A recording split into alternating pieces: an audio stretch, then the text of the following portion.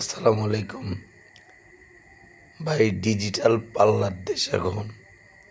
দাড়িপাল্লা আর চলে না। দাড়িপাল্লায় মানুষ এখন আর গ্রহণযোগ্যতা রাখে না। আর অন্যান্য যে সমস্ত দল রয়েছে তাদের জন্য আমি বলতে চাই, আপনাদেরকে আরও নতুন করে, সুন্দর করে এবং কঠিনভাবে, শক্তভাবে তৈরি হতে হবে দেশ পরিচালনার জন্য। এটা একটা দেশ, স্বাধীন সার্বভৌম দেশ। এই দেশ পরিচালনা করতে গেলে অনেক কিছুর প্রয়োজন রয়েছে।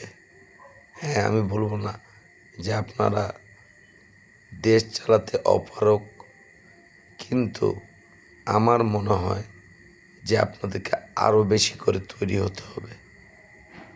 তাই আমি বলতে চাই, ধানের শীষের কোনো বিকল্প নাই। আগামী নির্বাচন, আগামী জাতীয় নির্বাচন শুধুমাত্র একটাই। আমরা দেখতে চাই ধানের শীষ বেগম খালেদা জিয়ার ধানের শীষ, তারেক রহমানের ধানের শীষ। আসসালামু আলাইকুম।